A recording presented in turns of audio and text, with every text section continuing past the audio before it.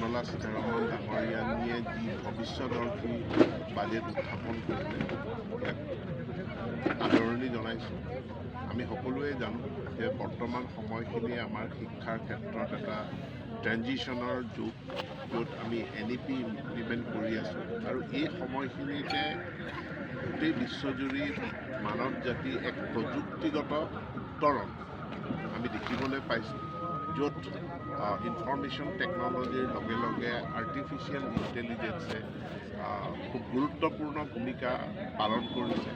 ক'ভিডৰ সময়খিনিত আমি সকলোৱে প্ৰত্যক্ষ কৰিলোঁ যে ডিষ্টেণ্ট মোডত কেনেকৈ শিক্ষাদান সম্ভৱ হ'ব পাৰে আৰু ডিজিটেল কণ্টেণ্টৰ জৰিয়তে শিক্ষক মানে এগৰাকী শিক্ষক বা শিক্ষয়িত্ৰীয়ে তেওঁলোকে খুব সুন্দৰভাৱে ছাত্ৰ ছাত্ৰীক জ্ঞান দিব পাৰে।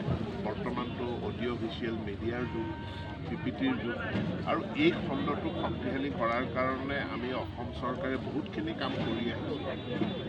আমাৰ যিমানখিনি প্ৰায় 4,300 মাধ্যমিক যি বিদ্যালয় আছে, এই বিদ্যালয়ত আমি 100% সকলো বিদ্যালয়ত আমি ডিজিটেল ক্লাছৰুমৰ ব্যৱস্থা কৰিছোঁ আৰু এনে সময়তে নিৰ্মলা সীতাৰমণ ডাঙৰীয়ানে বাজেটত বৃহৎ পৰিমাণৰ পুঁজি ধাৰ্য কৰিছে আৰু যিটো এই আধুনিকীকৰণ শিক্ষা প্ৰদানৰ ব্যৱস্থা আধুনিকীকৰণৰ ক্ষেত্ৰত যথেষ্ট আমাক সহায় কৰিব, ৰাষ্ট্ৰখনক আগুৱাই লৈ যাব।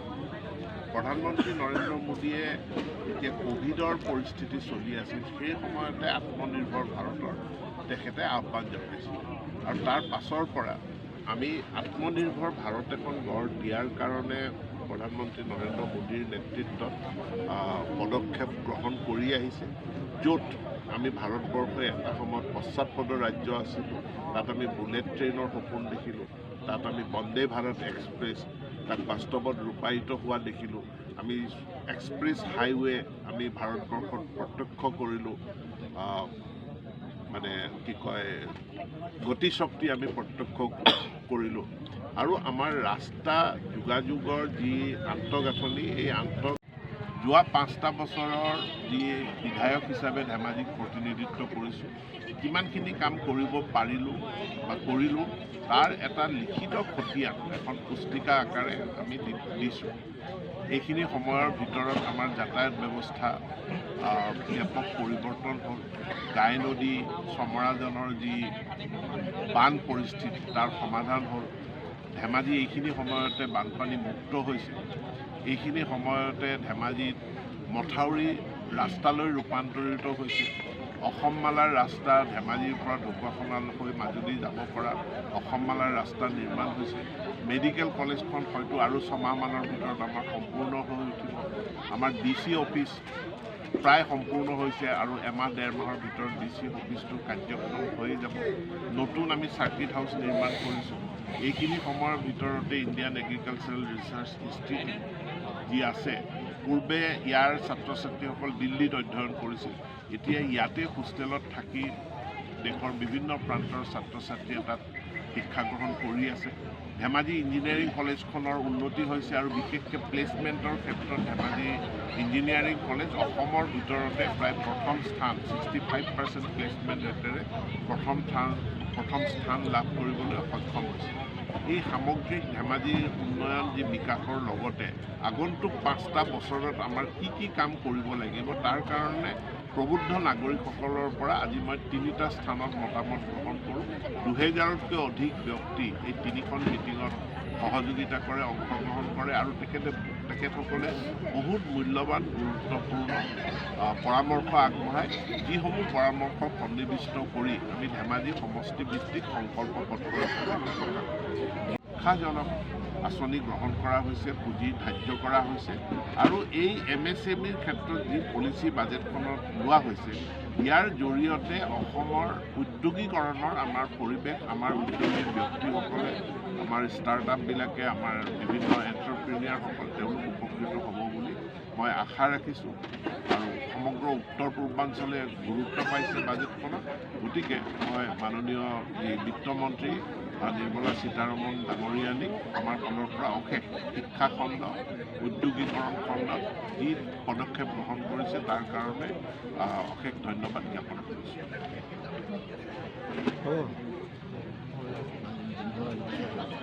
দুৰ্ঘটনাত তেওঁলোকৰ মৃত্যু হয়। এতেকে এই ল'ৰাসকল তালৈ যাবলৈ বাধ্য হৈছে কাৰণ অসমত ইণ্ডাষ্ট্ৰী আৰু বহুত মানুহে ইণ্ডাষ্ট্ৰিয়েলাইজেশ্যন কৰিব বিচাৰিলে তেওঁলোকে বিভিন্ন ধৰণে পুঁজিপতিক মাতি দিছে, বহিৰাগতক মাতি দিছে ইত্যাদি কৈ তেওঁলোকে অসমৰ উদ্যোগীকৰণটো বাধা দি ৰাখে। চৰকাৰী খণ্ডত আমাৰ মাত্ৰ 5 লাখ চাকৰি আছে। আমি এইবাৰ এই 5 বছৰীয়া কাৰ্যকালত 1,56,000 আমি চাকৰি দিলোঁ আৰু কিছু দিম। কিন্তু চৰকাৰী খণ্ডটোৰ উপৰি বেচৰকাৰী খণ্ডত যদি আমাৰ যুৱক যুৱতীসকলে চাকৰি পাব পৰা এটা যদি পৰিৱেশ সৃষ্টি আমি কৰিব নোৱাৰোঁ, তেতিয়াহ'লে আমাৰ যুৱক যুৱতীৰ বহিৰ্গমন বহুত বেছি বাঢ়ি যাব আৰু তেওঁলোকৰ তাত মৃত্যুৰো হাৰ বাঢ়িব। সিদিনাখন 4জন যুৱক যেনেকৈ একেটা কোঠাতে তেওঁলোক মৃত্যুবৰণ কৰিলে, এনেকুৱা ঘটনা মাত্ৰা আৰু বাঢ়িব। এতেকে আমি এডভান্টেজ আছামৰ জৰিয়তে অসমত উদ্যোগীকৰণৰ পৰিৱেশ সৃষ্টি কৰিছোঁ আৰু ইয়াত উৎসাহ যোগাই পেলাই যে MSME ক্ষেত্ৰত মিডিয়াম, স্মল, মাইক্ৰ' যি এণ্টাৰপ্ৰাইজ আছে MSME ছেক্টৰ বুলি কোৱা যায়, এই MSME ছেক্টৰটোৰ শ্ৰদ্ধাঞ্জলি আঁচনিখন আৰম্ভ কৰিছিলোঁ যে বহিৰাজ্যত কৰ্মৰত অসমৰ যুৱক যুৱতী তেওঁলোক যদি কোনো দুৰ্ঘটনাত তেওঁলোকে অকাল মৃত্যু হয়, তেখেতসকলৰ মৃতদেহ অসমলৈ অনাটো এটা বহুত খৰচী কাৰবাৰ হৈ যায়। বহুত পৰিয়ালে মৃতদেহ আনিব নোৱাৰি তাতেই জ্বলাই দিয়ে।